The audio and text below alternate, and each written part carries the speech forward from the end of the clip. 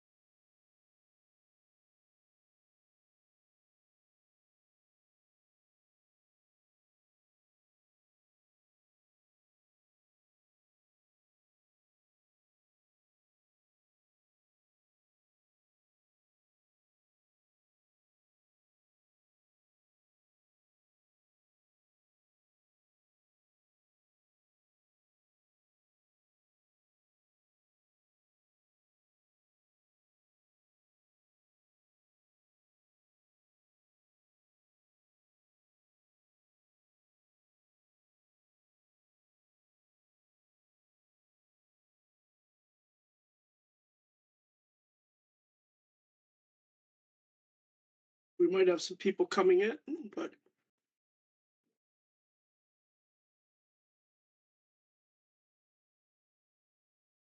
Can you see that? yeah.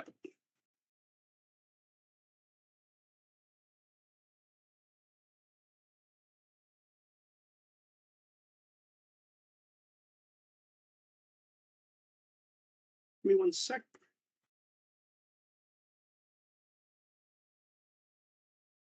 All right. What do we get going? Before I do, I assume Eric's on. No, Eric is not on. You've got, Is someone only- recording this? oh, I can record it.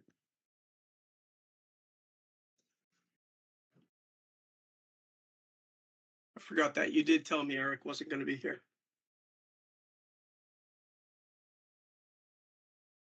Oh, I see Smack is on anyway, so Smack is likely recording also, but Okay, let me just see if I can try to I know there's a way to do it. I might have to stop sharing and then Tim, it's where the more button, right? Yeah. 3 dots more. Yeah. It's under that menu. Yeah. So I have the menu and but it's grayed out the start recording button. Oh. It's the same. It's the same for me. I'm I guess it's only whoever set up the meeting. Oh, is it Eric? It might be. He's at another meeting, so I can reach him. Let me just try to. well, let me ask Smack if Smack is listening. I don't know who's manning the Smack account. But if you're recording, we should be okay.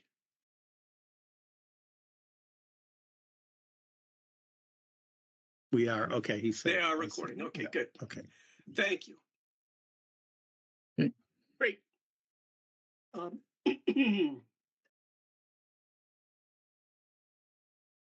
right, so calling to order the March 19th, 2025 meeting of the Elementary School Building Committee.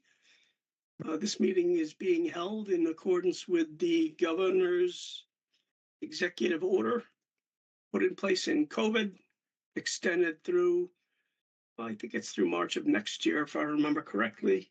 But regardless, in place right now, this meeting is being recorded, and I assume for broadcast on Stoughton Media Access. But in any event, it's recorded and available if necessary from anyone from the public. We have to start by calling a roll. So if I say your name, if you could verbally, if you're on mute, note that. But if you could verbally say here. So Joseph Buckley. Fran Brutinitti. Steve Cavey. Diane Dolan. Jake Dorr. Present. Thank you. Dennis Rigo. Here. I saw Dennis. Yeah. Katie Monahan. Here. Dr. Baeta. TJ Recupero here.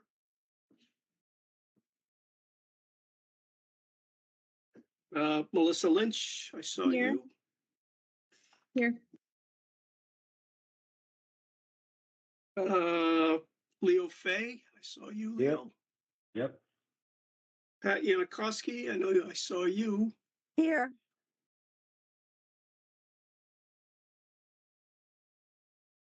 And Sandra Gropey. Here. I'm sorry, I'm working from an older list, so some of my names are handwritten and out of order. Catherine Weiss. Here.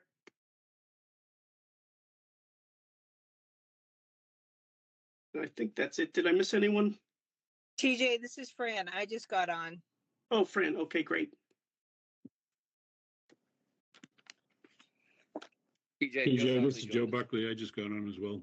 Oh, Joe Buckley. And who else? Did I hear someone else speaking up? Okay, great. 1, 2, 3, 4, 5, 6, 7, 8, 9, 10, 11. All right, great. There being a quorum present, I don't know why I have two screens here. This must be Tim's screen? Oh, wait a minute. Sorry. Yeah, I was just checking the participants. Oh, Joe Baeta is at the Finance Committee, so Okay. rightfully is excused.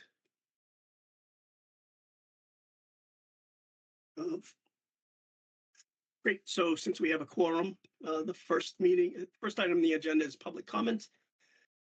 This is the period of time that when we invite people from the public to address the building committee. It's not typically something that we can discuss and vote on. Certainly not vote on that night, but we always welcome people to express their opinions, ask questions that we can address more than likely on a future agenda. If anybody has any questions or comments, I'd ask that you click the raise hand button at the top of your screen, and you'll be recognized for a brief period of time. We're pretty flexible on that, but I think I see Lori Jakes. Lori? Thank you, TJ. Lori Jake, 6 Harris Circle. I just wanted to say, since I assume this is most likely the last committee meeting before the April 8th vote, I just wanted to take a moment to acknowledge and to thank the entire committee for all the time and effort you've put into this project and for your efforts in championing it to where we are today. I know there's been some scrutiny around it, to say the least, but I'll speak as a parent of elementary school age children and also for the more than 2,000 Stoughton residents who signed the petitions this summer and fall. When I say that, I believe that the elementary school project that you have put forth is truly in the best option of the town of Stoughton. So thank you. We are grateful. Thank you, Lori. Anyone else? I don't Don't see anyone on the list. If you have a comment, click the raise hand button.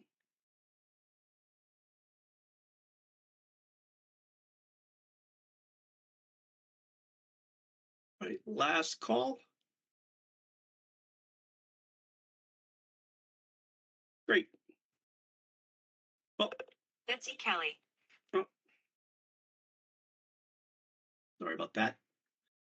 Next item up is approval of minutes of February 12th, 2025. Eric sent those out. Has everybody had a chance to review those minutes? And if you have any questions, comments, or changes? Anybody have any comments, changes, questions? If not, is there a motion to approve the minutes of February 15th, 2025, February 12th, 2025, excuse me? So moved. So that was moved by Melissa. I think Melissa. Yep, that's correct. Great. Second. Is there a second? Second. That was Pat Yanikowski, second. Yes. Great. Any further discussion or comments? If not, I'll call the roll. And if you could say yes or no when I announce your name. Joe Buckley, I abstained. I wasn't there. Steve Cavey, Diane Dolan, Jake Dorr, Yes. Dennis Rigo, Yes. Katie Monahan, Yes. Joe Baeta is not here. TJ Recupero votes yes. Melissa Lynch, Yes. Fran Brutnity, Yes. Catherine Weiss, Yes. Sandra Gropey, Yes. Pat Yanikowski, Yes. Leo Fay. Yes. Great. 1, 2, 3, 4, 5, 6, 7, 8, 9, 10. Did I miss anyone? Great. That was a unanimous vote. I counted 10 voting in favor. Next item up, invoice approval. Eric sent out invoices and it's really only one and it's an old one. And if you note in your email, I think it's an old one. I sent you out a email right before the meeting. So if you didn't see it, that's on me, not you. In order to process invoices, and if we have to go forward, this is something we might consider changing. The town accountant on the high school project, we set up a process where everybody would sign an approval sheet, which was a little cumbersome, and I think we can streamline that a little bit. But I sent that out to you since we're having a virtual meeting. Assuming these are approved, I'd ask that you check your email, sign the approval sheet, and email it back to Eric. But you'll see there is an invoice outstanding to DRA, much of which is for geotechnical stuff that was done quite a while ago, if I remember, Carl. I'm guessing this wasn't done recently, so that means it must be overdue. And the total amount was $14,850. Does anybody have any questions on that or comments? That's DRA invoice number 9. I could explain TJ too. It's not entirely Sure. on the town. It's also us in terms of getting this to you promptly. Right. It was one of those, the service has been done a long time ago. And when the invoice was received, it was, I think so long ago, it was before the additional appropriation was made for the feasibility study phase. And we were being accommodating by taking this on ourselves at first, but then when the additional appropriation was done, it should have been sort of moved to another category where we could invoice the town. So it got lost on our end until this past fall or so. Got it. Well, we certainly don't want to hold it up any longer. So, well, if everyone, again, I mean, the approval sheet that I emailed out after a vote is, well, why don't I ask if there's a motion to approve first? Is there a motion to approve DRA invoice 09 in the amount of $14,850? So moved. Right. Is there a second? That was, I'm sorry, Sandra, was that you? That was. All right. Is there a second on that? I'll second it. Second, and that sounded like Jake. It was Dennis. Oh, Dennis. Oh, I'm sorry, Dennis. That's okay.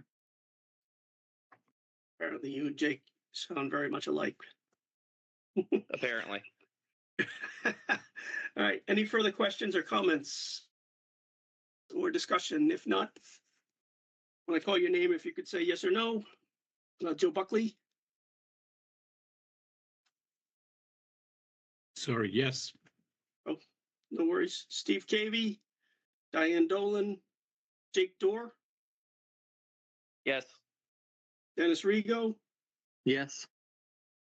Katie Monahan, Yes. Joe Baetta's not here. TJ Recupero, yes. Melissa Lynch, Yes. Fran Brutnitti, Yes. Catherine Weiss, Yes. Sandra Gropey, Yes. Pat Yanikowski, Yes. and Leo Fay. Yes. Great. Unanimous vote, and I assume I didn't miss anyone. So again, that sign-in sheet. Tim, can you pull that up quickly? Do you have Sure. that you can pull up Yeah, and show everyone just so they, let me just grab it. sorry, I just want to make sure that we don't. You see So that? this is the approval sheet, and best if you could, after the meeting, if you could do it, but if you could do it in the next day or so we can get it in a process. It takes a few weeks once submitted, if I remember right. So the sooner you can get it in, the better. TJ, who do we send that to? Eric Rubin. Eric. I Okay, think- thanks. Yeah, I think Eric would be the best person to be the Yeah. clearinghouse on that. Yep, Eric, definitely. Great. So next up, project update. Tim, I can kick off. Sure. Or you can kick off, and I mean, there's not much to. I think it's really all about what's happening out in the town and getting ready for the vote.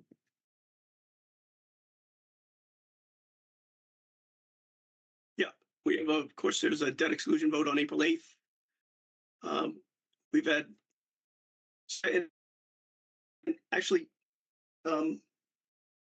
Sandra, why don't we can, unless someone has any, this is really, items 5 and 6 on the agenda are really the same. It's, our duties. We don't have much, by the way, update in the project itself. It's just getting our message out, informing people and answering questions on the project. I know, Sandra, you've been working on that. I've been working on that also a little bit with you. And anybody else, I was with Sandra Gropey at a PTO meeting the other night. I thought that went excellent. It was some good feedback. Had a lot of good questions, and it seemed that people in the room, there were about 20 people there, PTO members. A good amount. Yeah. Yeah, and they were all really tuned in. I know that they're the working group, the town manager's working group. They've been doing some public outreach too, just informing the public on what they did on the project, which was pretty much evaluating the costs of this project versus the alternatives and summarizing their findings. I know of course, the Vote Yes group they're doing quite a bit of public outreach. They're separate and apart from us. So I can't really speak to what they're doing, but I know they are as well as the Vote No group. They're pretty active also. But Sandra, do you have anything to add on? Yeah, sure. Yeah. So we have a lot going on this upcoming month. We have a lot of like a bit of a road show and a lot of things coming up on SMAC. I can't speak in detail, but I'll talk to the different folks that are involved and then what's coming from a high level. So as you mentioned, you had the vote yes, the PAC that exists. They're doing a lot of work, and there are some SMAC shows that they've recorded. I believe you were part of one, TJ, in one of the recordings. Dr. Baeta was. Pat, I believe you were. There's more coming out. It's a 3-part series. So that is extremely exciting. I know that the first 2 were recorded and the third will be recorded soon. In addition to that, the series will be, one of them will be recorded in Portuguese for the Portuguese community. So we're looking forward to that. And we appreciate everything that the PAC is doing to make those things happen. And also, you know, I did connect with the working group to kind of get an idea of what they were doing and, you know, get some ideas from them and share some ideas with them as well. And they've got a road show and they're doing a lot of hard work, and we definitely appreciate what they're doing as well. And it's great to work with John and Jess. From our perspective, my dog's about to start barking. So from our perspective as a PAC, the smaller working group, we met yesterday and we talked about all of the different things that are coming up in the school district, and we're able to divvy up different things that we're going to be heading out to, different events at schools that we'll be having a table and going to. So we're extremely excited about that. In addition to the DAW PTO meeting that we went to, TJ, we also went to the DAW fair, and there was like some handoff. I know that Catherine Weiss, school committee member Catherine Weiss was there, and also Karen went, right? Karen, yeah, I believe Karen had gone as well. So it was nice to see some of the school committee members there, and there'll be some more engagement from the school committee members at some of these events. So we're looking forward to that. And we're also looking forward to anybody that wants to come up and ask questions, to ask the questions, whether you supported it or didn't support it in the past, whether you support it or don't support it now. We welcome you to come forward. We welcome you to come talk to us. We want to share the plan and let you know that the South is closing.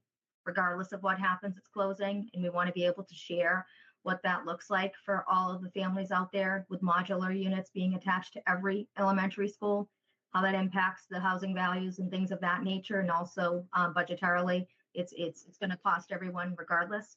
So more than happy to talk to anyone.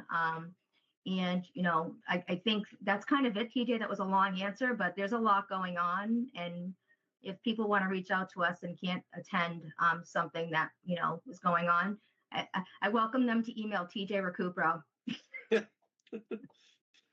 forgot, actually, Pat Yanikowski, I forgot to mention you and I were on a SMAC show. I can't believe I forgot that, but that was excellent. Yeah, but Sam mentioned it, so that's okay. I get you back.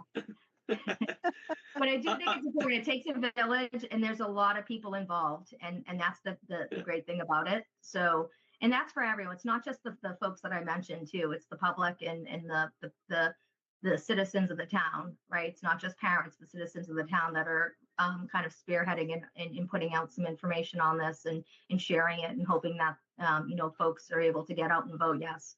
So it's just really exciting, and I want to keep that momentum going. And if anyone has questions, I really want them to feel like they should be able to reach out and get the answers. For my part, I'll say, Sandra, when you and I went to the PTO, your take might be different than mine, but you spoke more than I did. But one of the things I said that I thought resonated was, you just mentioned something a few minutes ago, that the South School will close. And I think we got a question on that, and I broke it down math-wise. And Carl, you might, or Courtney, you might pound your screen if I get this wrong. So this is how I explained it, is that, you know, there is a rule that people usually cite it as the ADA, but in truth, it's the Architectural Access Board regulations of Massachusetts that say that when you exceed a repair of 30% more of the assessed value, and it's actually an equalized assessed value, there's an equalizing factor in Stoughton. I think it's 9.94. So equalized assessed value of the South School comes out to about 1.3 million. And if you exceed that for any repair, you have to bring the entire building up to code. And the boilers alone that were installed in 1958, those are 1958, or that is a 1958 boiler in that South School, I think was estimated for replacement at about $3 million. Someone can correct me if I have that wrong. So just the boilers alone would necessitate, and that is not, there are certain exemptions in the regulations, but that is not one. So just doing the boilers alone is likely to trigger a full code compliance of that entire building, which we know is base repair and runs about 40. Well, we figured with designer and project management costs would be in the area of $45 million. So did I get that wrong? Please correct me if I did, Carl or Courtney. That's how I explained it to the PTO members, and how I explained how that building will have to close. Eventually, that 1958 boiler itself will be no longer of useful service to that school. So, No, you got it right, TJ. That's and it's not just the ADA that has thresholds, but structural issues have thresholds, and right. renovation issues have thresholds, energy code. So that's why it gets into the that $40 million range. Yeah, I was just pointing out that one thing would exceed, that one item would exceed the threshold. But yeah, of course, we have much more that would be. So anybody else have anything to add? Joe, I see your camera went on, which typically means you have something to say. So TJ, can I just add to that super sure. quick? When we had that meeting, the other piece, when you mentioned that, is I added, I think that, there's a misconception that nothing's been done to the building, or there's this theory out there that we let it get dilapidated as time went on, and that's really not the case, right? The statement of interest had been submitted each year. It had to be to the MSBA, and it was going on 13 years until they accepted this program into their accepted us into the program, and were willing to give some funding. And there was a concerted effort from Dr. Rizzi, when she was the superintendent, made a decision to essentially say there's only so much money, right? As you mentioned, we can put in, the boilers will eventually go. We need to be mindful. So what we need to do is invest in all the other buildings in elementary schools, new windows, roofs, all those things that have gone to town meeting over that time, to invest in those, knowing that any millions of dollars that we invested in that South property eventually would be for nothing, right? And that's why we continue to invest, submit that, SOI. So it's not that work wasn't being done to that building because school committees from the past did not care. It's because there was a taxpayers in mind, and knowing what would happen if we continued to do that. It was just putting lipstick on it, essentially. Jake, I saw your hand up, and Joe, I put you on the spot earlier. So if you didn't have anything to speak, you don't have to, but I'm good, thank you. All right, Jake, I know you did have your hand up. Yeah, I guess I just will add to what Sandra had said as well. I mean, even the 4 years that I've been at the South, I mean, there's definitely things that have been done. So I think, even when people have walked through, like, it's not like the building opened in 58 and then nothing has happened since that point. Like, there's been plenty done to the property, but, and I think Dennis can add to this as well. There's just a lot that needs to be done to continue to keep it up to just not, right? Like, every year for us to open. So I think the sentiment that it is a money pit is true, right? Like, it is. Everything costs a ton of money there because everything needs to be retrofitted to fit, including like when we replace doors and windows, but stuff's been done. You look at the facade and things have been done over time, like roof has been repaired. So I think to that point, like, it has been cared for well. It just couldn't be fixed to the point where I think people would like to see it be fixed to the same level as some of the buildings that came online 25 years afterwards. So, I think that's worth just mentioning, because I also do take a level of, not offense, but just when I get the feedback that nothing's been done, I'm like, well, things have been done. It hasn't been just rotting, but things have been done. So I think that's important to just keep in mind, and I'm happy to share that information when people ask. Thanks. Joe? Yeah, I just wanted to reiterate, I was on the very first school council at the South School in the 90s. And I know Dave Fisher was the principal at the time, and we were instrumental in getting a number of things done. We get some lighting upgrades done in some of the common areas. I think the site was almost completely repaved. So yeah, it wasn't totally neglected. I tried to make that point several meetings ago at a public meeting, but evidently fell on deaf ears. But just want to reiterate what everybody else had said. It seems to be a pushback that I've been hearing, maybe others do too, that, I mean, the idea of modulars is just some sort of scare tactic.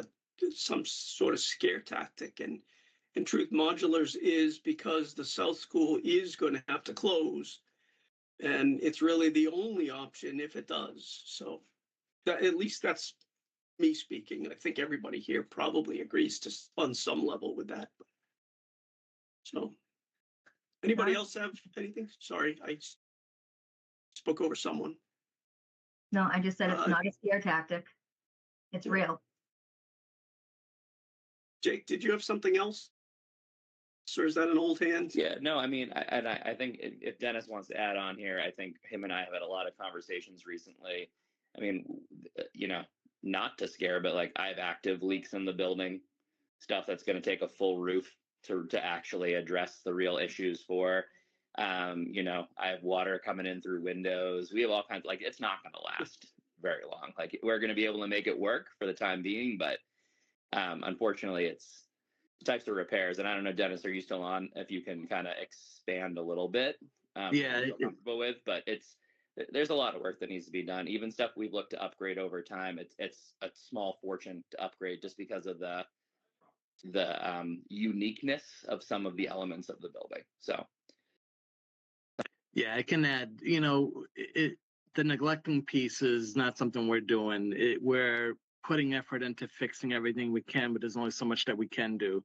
When it rains, it pours. Sometimes that roof is old.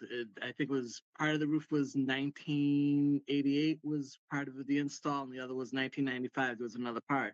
Those roofs are 30 to 38 years old, so it's wearing down. So when you get good storms, water finds a way to come through. So it's hard to maintain that. Like we have companies come out, do patching, but there's only so much patching they can do. The windows are getting old. Everything's getting old and it needs to be replaced. And the best way to do it is get a new school.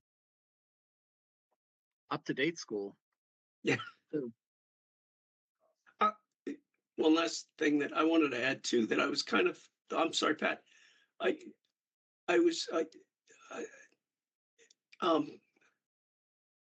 Well, let me finish my point and then Pat, you can speak. I'm sorry.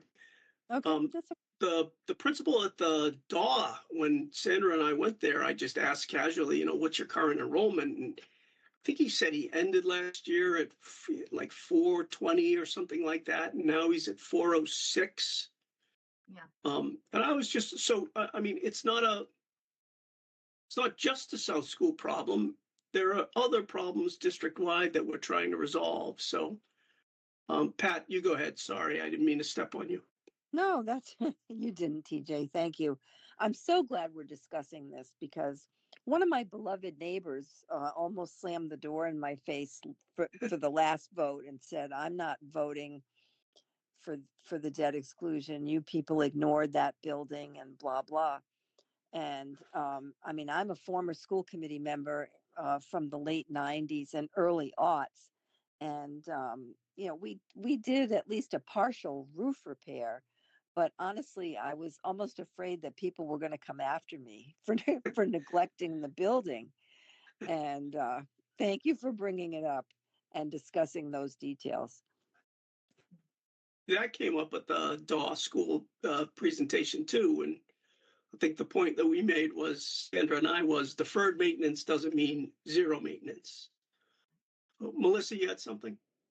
Yeah, I just wanted to mention that I know recently school committee has taken up busing and that being something. So with the potential of modulars coming into play, if this doesn't pass, the distance from where the South would have been in this neighborhood school in the area of the South District will definitely add on to that potentially from a financial perspective as that gets redistricted across the town. So that's just something to kind of keep in the back of our minds, and not just our minds, but for people to keep in the back of their minds as they're looking towards this vote and what that means and how that impacts not only the modulars, but the transportation, and then I'm sure congestion in and out of the areas of those other schools as well in town during those peak times. So just something to keep in mind. Awesome. TJ, at the Doll, when we were there, I think when I was there the weekend before we went for the fair, you know, I think that it's just important for people to understand that when the South closes, it's going to close. It's not, if it continues to leak, it will close. It's going to close. It's part of a plan. That plan has been shared verbally by the superintendent, Dr. Baeta, and folks are aware. Playgrounds will be gone. I know at the DAW, when the modular unit is placed, the playground will be gone. That hard top will be taken over. It's going to happen at the other elementary schools. A good chunk of the hard tops will be taken over. And the cost is going to be significant, and it's going to happen. It has to happen. And when you weigh the cost to do that versus like $15 to $18 million difference of building a brand new school, it just, to me, it's just, to me, it's a no-brainer. But it's just really important for folks to understand those modular units. There will be students going in there. There'll be students that will actually be learning in there, and you know, they're looking at 4th and 5th grade to be the students that would be there. So it's just, and even if you have students or children that are going to move on, and you may have elementary students now, right? Think about that, and think about if you have students that are at the OMS right now and those modular units that are still there and aren't meant to be there that long, that will have to be replaced as well. Just think about the impact in the learning environment that's set for them. You know, if you're and TJ, this is, I think I'm handing it over to you. If you're in a learning environment that is bright, it has, you know, windows that you can open, let the air in. If it's, you know, you have spaces where students can go and sit and learn and do all those things, they will thrive. And we're seeing that at the high school. And TJ, I know you have a great statistic, and I don't want to take it away from you, but they say when you build a new building, within a few years, you're going to see a change academically in the students. And do you want to share from the high school, like what, you know, having that new building, kind of like we touched on that at the dawn, how, you know, grades have gone up and how they're doing better there? Yeah, so, sorry, I'm printing something out as we speak. So, you know, Vertex and DRA, I think it's important to point out, they're experts, not just in construction, but they're experts in building schools. And I know DRA, for their part, they have a competition, Carl, you probably still do it, every year, where they ask their associates to submit a proposal for, you know, some unique, I don't know, Carl, you could probably explain it better, something that will improve school buildings and construction of school buildings. And I was fortunate enough to take part in one year where one of the proposals was how to incorporate drones in the construction of buildings. And I know Courtney was actually the winner one year of one of their competitions, but they're experts in building schools. And Carl and I had a discussion. This was back when the high school was going on, because I had been reading about how, you know, there are 3 components to new schools that affect, I'm going to torture this, Carl and Tim and Courtney, of course, but it's light, acoustics, and one other that I can't remember. And it was that, you know, kids stay in schools longer. They're not affected by these, you know, these, Carl, why don't I kick off to you? Those things have a measurable and studyable, and there are studies that you can go online and you can Google and you can find. They picked up students from one school, one old school, and they put them in a new school, and their performance improves. And actually, Joe Baeta was telling me this, that he read somewhere where the real measurable improvement comes after 5 years. And sure enough, in the high school, we're right about the 4 or 5 year point, and high school scores have been improving. So, Carl, do you have anything to add? Because I probably tortured it from what you know versus what I've read casually on my own. But well, we certainly believe environments make a difference. That's why we're in this business. Certainly, teachers make a big difference, and families make a big difference too in education. But obviously, the environments satisfy a lot of basic needs of light and acoustics and temperature. You gotta be comfortable but also, the whole welcoming environment, a place you want to be at, not a place you have to be at, changes, your whole approach to education. So, yes, we believe that it's one component, as we say. Teachers and families make a big difference too in student performance, but certainly it's been shown through a number of studies the difference that environments can make. And these days too, unfortunately, there's also the safety factor too, a place where kids feel safe as well as comfortable and warm and appropriately lit, that sort of thing. So there have been very specific studies done on certain aspects too, where they literally took the same group of kids. In one semester, they were in one environment in a building. They took those same kids in another semester, put them in another different kind of supposedly improved environment in a lot of ways, and their performance did improve measurably. So.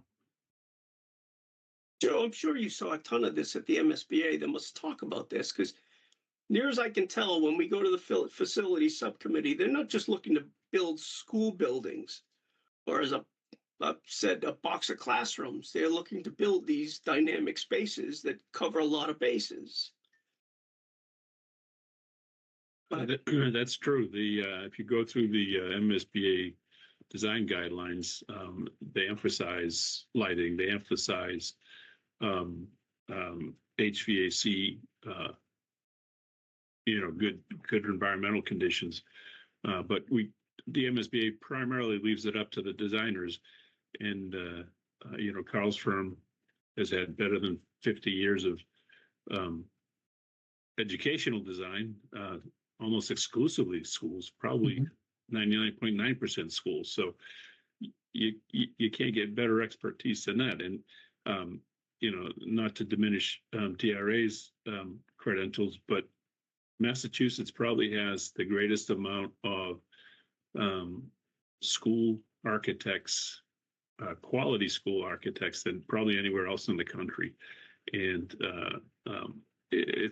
they're constantly refining their skills. They're constantly doing research. Environment makes a huge difference. And, that's why the MSBA is in the business. Yeah, I love this topic, actually. Catherine, you had something to add?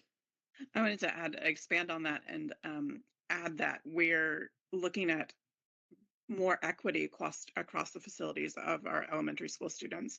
The Dawn, the Gibbons, for example, are in great shape, and they have large classrooms.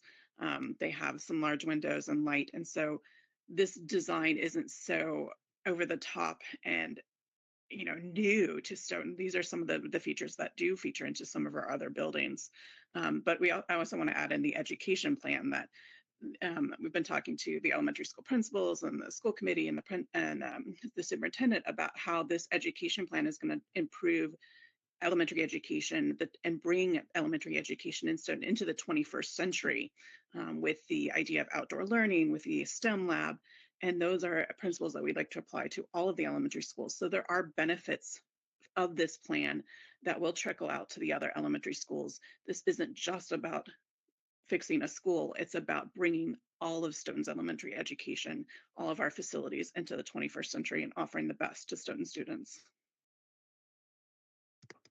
Think about the technology changes that have happened since the school opened in 1958. You know, how many computers were there then? You know, it's just How many electric think outlets about, in you know, each how our classroom? lifestyles have changed. Yeah. What's that, Carol? There was just like maybe one electric outlet in each classroom back then. Right, exactly. I mean, and that's what holds back improving technology in a lot of other school buildings, is because the electrical systems can't accommodate today's technology. I mean, you know, that was before we put a man on the moon. I mean, and look how much has changed. So, and the building has not kept up as it should with that technology because it can't. Carl, I don't want to put you on the spot again, but I want to tell you another question that came up and how I answered it, and you can correct me if I have this wrong.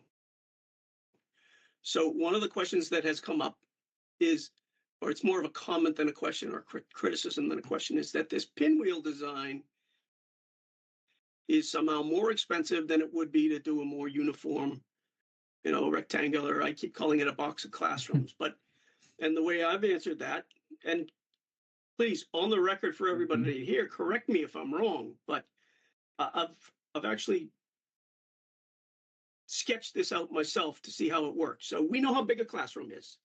And we know that if we were doing a 300 student school versus a 600 student school, I think it was 15 classrooms for a 300 student school. And I think it was 25 for a 600 student schools. And then if you add in administration, a gym, an auditorium, besides which we did have a fairly uniform rectangular school in the compact design. But if you take the minimum size classroom and you arranged it so that everything was on an outside wall and had windows, that there are only two ways to go. You run out of space or expand outwards or upwards. And so the pinwheel design is one of the ways to accommodate for that, that you have these wings that accommodate neighborhoods of classrooms, whereas if you were to do it in a uniform fashion, you actually have trouble fitting all of those things in one floor before you have to go to another floor, or you go outward. And either way, so the argument came that the pinwheel was more expensive because you have these angles, and we priced out all of the options. Not all of our options. The T, for example, was pretty much a rectangular structure with an extension on it for a gym. I mean, am I getting that wildly wrong when I describe that? Well, if you sort of ignore the education plan and just say we have, you know, 100,000 square feet that we need to house in a building.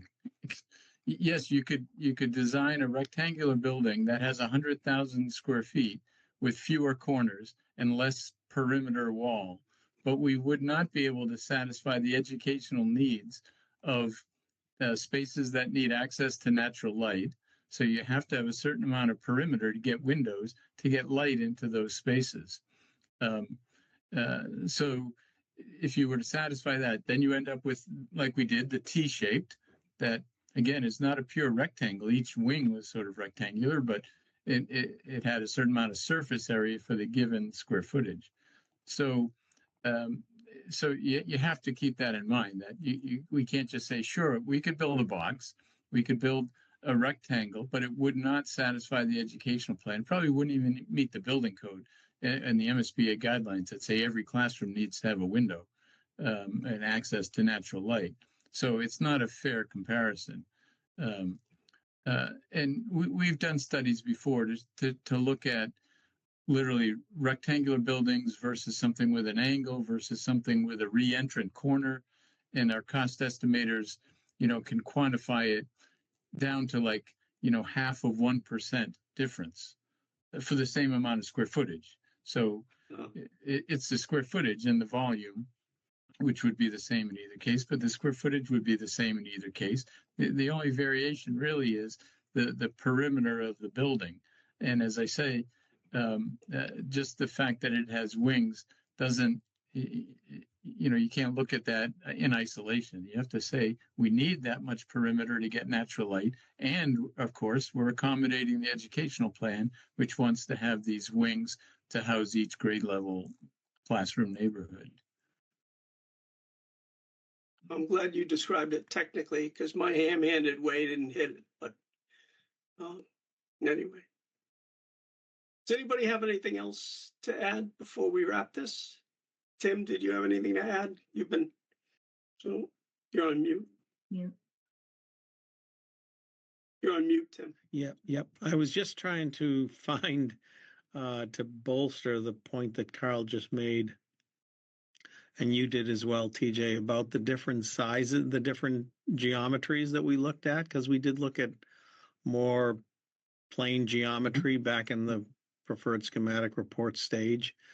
And I'm looking at some of the numbers now, and the numbers between the options, and they're not identified that way. They're identified by numbers and alphabet, but none of them change more than, certainly less than like 3% between any of them, between any of the different geometry options we had. So just as I would just like further to what has been said here, the notion that the pinwheel, which that does somewhat fit the site as well in a way that gets natural light and the best quality natural light, the notion that's going to something more like T-shaped or all was going to significantly save money is, we did look at that, and it just didn't matter more than a few percent between any of the options, the new options, or for and of course the ad reno options were even worse. Yeah, And and so the T-shapes actually lend itself to a bigger footprint, which actually contributes to the cost too. So the bigger the footprint, the more concrete foundations you have and slab, the structure isn't really simplified at that point. It's more of it, really. So. Actually, Sorry, like the TJ. art myself best. No, I cut you off, Courtney. I apologize, and I like the topic, but so on the again, let me tell you the ham-handed way that I've said it. So the compact design, which we don't really discuss all that much because it was excluded very early. We studied that for the South School site where we had less space, but it was, to your point, Courtney, that the reason why it's the compact design, as I understand it, one of the reasons is because in order to put it in that config, one of the reasons was that site demanded it, but the other is that, to what Carl was saying, is that to meet all those standards, that it would grow a bigger, and what you just said, Courtney, it would grow a bigger footprint to maintain all the natural light. And the compact, the point I'm getting to is, so when we say, hearkening back to a couple of our presentations, we've said that this design maximizes the MSBA reimbursement. And the way I've always interpreted that is we don't have a lot of wasted space that is non-reimbursable, which is why the rectangular design, among other reasons, not just site configuration, but was that to keep that square uniform design, more uniform design, you would have more wasted space in between classrooms, as I understood it. Maybe I'm wrong about that, but that's how I understand the term that we've maximized reimbursable space, is that we're using every bit of that pinwheel, whereas some other design we might not. Did I get that wildly wrong? The one difference there too, TJ, to make it compact, to fit on that site, the existing south playing fields, we looked at the program, very hard and said which of these spaces can be on the interior with no access to natural light. So we buried the gym and we surround it with classrooms. We buried the cafeteria. We surround it with classrooms and offices so that they get very little or no natural light in those spaces. So again, the overall square footage was the same, but that's the way we made it quote unquote compact. So we're trading off that access to natural light for as many spaces as we can. Toilet rooms, we typically do interior. I think we had to put some offices interior in that kind of arrangement in order to make sure that all the classrooms got access to natural light. I'm going to claim ignorance here. I'm very appreciative of this discussion because it makes a lot more sense. It sounds like financial wise for the taxpayers as well, it makes a lot more sense. Courtney, like the fact that you brought up, space wise, and if we did a different shape and what that would do in cost, and it would take up more space, makes a lot of sense. So we're not building some palace, I'll say. This is something that, makes sense for the taxpayers and also is a very mindful learning environment for the students and for the adults to be able to teach them. So I again, ignorance, but those details I really do appreciate. And I think I heard that Canton just passed the middle school vote over there, and it's going to cost more than the high school.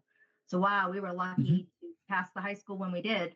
So that's definitely an interesting thing. So I'm also glad that the MSBA was let us into their program before that, because as years go by, everything gets more expensive. So I'm glad that we're here, and I'm really hoping that we are able to continue with this project.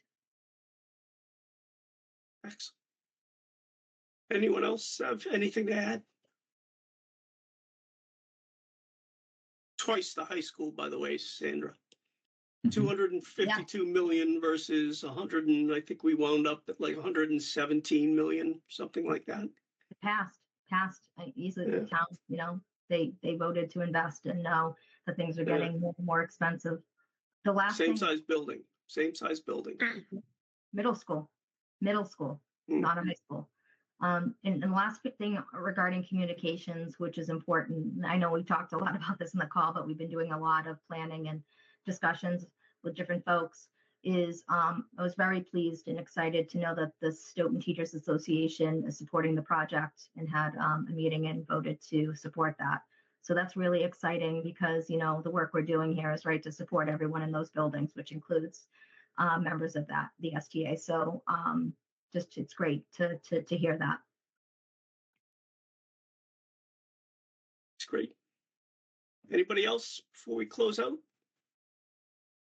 Thought this was a pretty good discussion towards the end, because some of the things that we're arguing against, Carl, Tim, Courtney, these days is the idea that we missed something. And I think it's good for people to hear from your lips that we considered everything. And if we had to redo it again, I would vote for the same thing. So, anybody else? If not, so we do have some public outreach events, which for the building committee's purposes are informative. We're not going out there and pushing votes. That's for another group to do, but we are going out and answering questions and telling people about what we've recommended as a project. I know, Sandra, you have some things on your schedule. So if anybody would like to assist with that, she's always looking for people to show up and man a table or answer questions. Please get in contact with her or me, and I'll get in touch with her so that we can get as many people involved as possible. Can't have too many people at these things. And the ones that I've been at, the reception has been excellent. So thank you, Sandra. And to anyone willing to assist, please don't be shy. They're actually pretty enjoyable when you go and you can answer questions about what we've, particularly when I think there's a lot of course, there is always a lot of misinformation, but there's a lot of misunderstanding about why we did certain things and recommended them that I'm only too happy to explain. Well, TJ, I think Leo was kind enough. I see you, Leo. He was kind enough to, he's going to help with the website in terms of just liaise between the building committee and Jeff Pickett to make sure we have all the most updated information on the building committee's site. So also folks want to, Google that, look that up. That's going to be important. We'll have everything, links to the videos, all the videos and informational things. So thank you, Leo, for offering to do that. Excellent. Yeah, of course. I think it'll be important too, once it gets approved, that, we do the construction updates as we go and still use that site after the fact to be able to update everybody on where it's going and getting things done. Let us know, Leo, if you need any, graphics or something missing or something for that website. Okay, will do.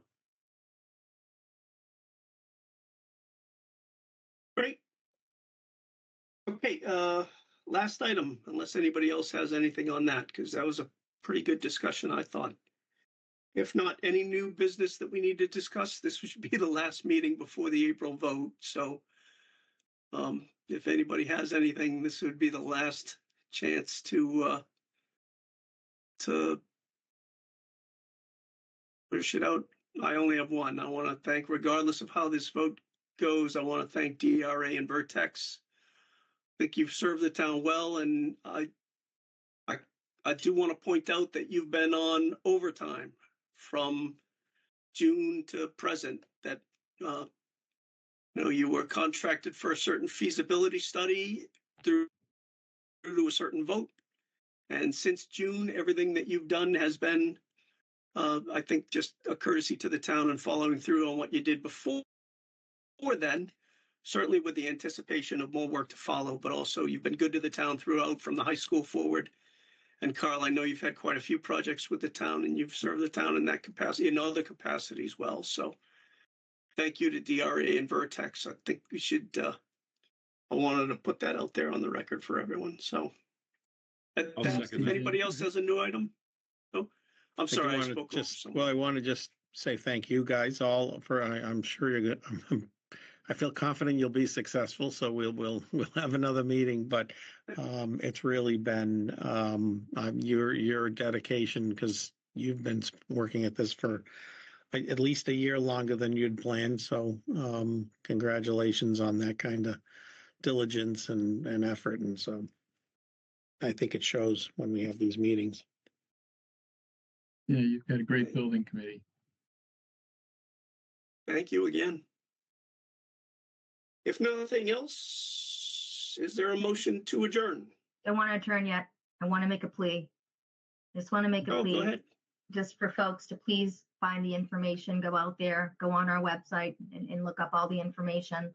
And if you are on the fence or unsure of this project, and were last year and still are, please reach out.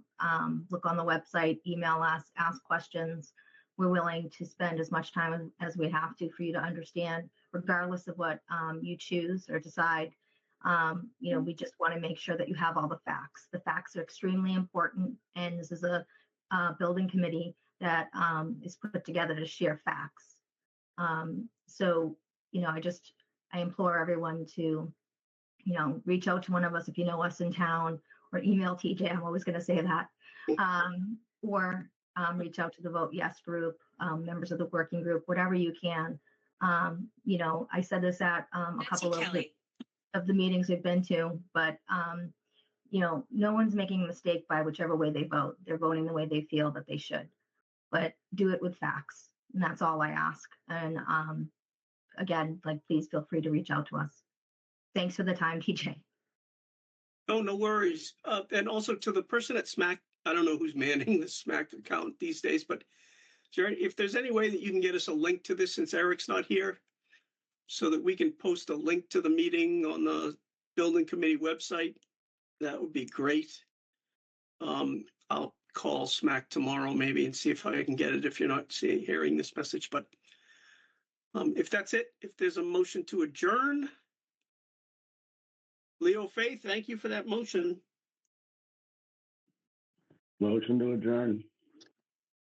I'll second. Thought I heard it. Motion by Leo, second by Joe Buckley. I'll go down the roll very quickly. Joe Buckley. Aye. Aye. Steve Cavey, Diane Dolan, Jake Dorr. Yep. Dennis Rigo. Yes. Katie Monahan. Yes. TJ Recupero votes yes. Melissa Lynch. Yes. Fran Brutnitti. Yes. Catherine Weiss. Yes. Sandra Gropey. Yes. Pat Yanukovsky. Yes. And Leo Faye. Yes. Unanimous vote. Thank you all, and thank you to Vertex and DRA also. Have a great night. See you in April. Thank you, guys. I think, by the way, I think we will have to meet in April anyway. So, but this is the last meeting before the vote. So I will see you in April. So thank you all. Have a great night. Thanks, everyone. Good night.